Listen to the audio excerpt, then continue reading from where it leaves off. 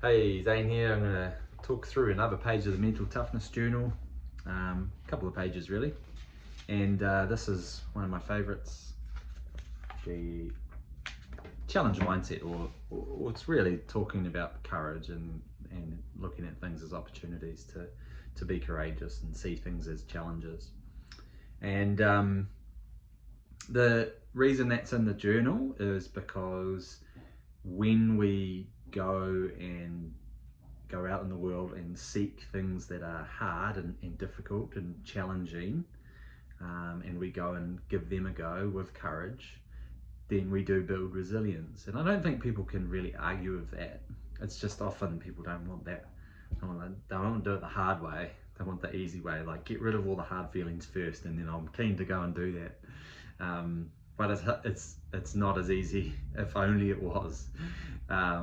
It's kind of like where we are in the world is kind of like we've eliminated a lot of the barriers to so many things. So like, why can't we eliminate this barrier to building confidence and resilience and things like that? And so I don't have to do the hard stuff. I could just get it straight away.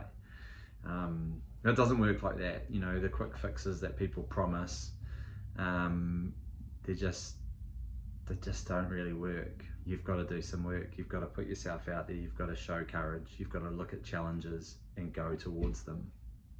And so that's what it's explained more in the journal, but that's what the challenge mindset's all about.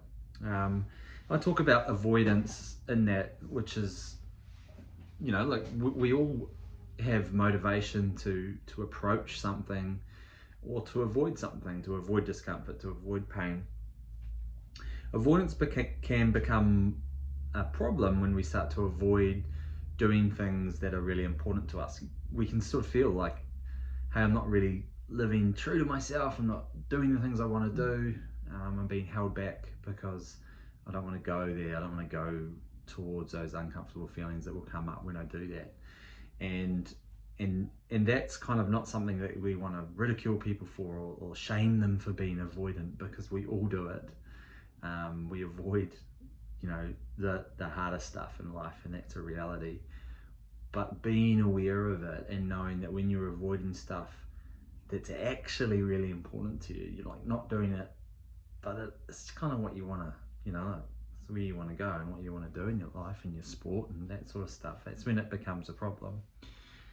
And we know that, like, especially for something like anxiety and nerves, especially when we're talking about performance anxiety, like exposure and doing the performance in front of those people is a really, really effective way of getting through that anxiety. Not completely eliminating it, but also changing your relationship to it and learning how it doesn't have to hold you back, and you can still go and go out there and perform with that, rather than you know, trying to eliminate that first before you compete or before you perform. So the mantra, which is written in the journal, the best things we do will probably be the hardest things we do. And it's kind of all like cliche type stuff. You might have heard that before, you know, the harder the climb, the better the view. But we need to be reminded that, and of that, I think I do. So I think most people do. And so that we're kind of systematically working on that. Like having a challenge mindset, what's in here and the detail in the book is getting kids to go, okay, what, you know, how can I be courageous? What areas can I take on some challenging stuff that's going to make me stronger mentally, maybe physically as well, but it's going to make me stronger, mentally tougher if I go and do those things.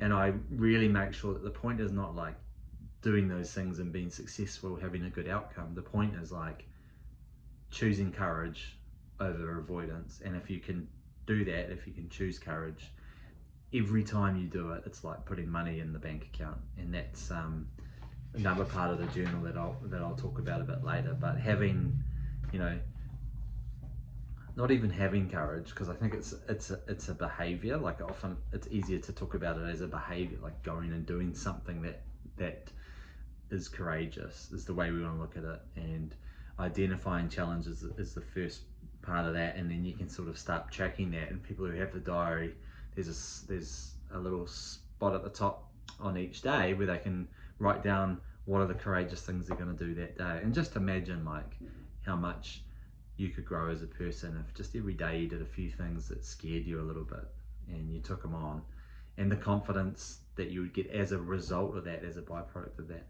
I was just saying, I'm coming up 5 minutes. I could talk about this one all day, so I better stop. But any questions, let me know.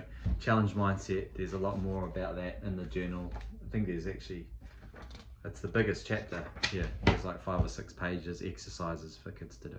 Anyway, cheers, thanks for listening.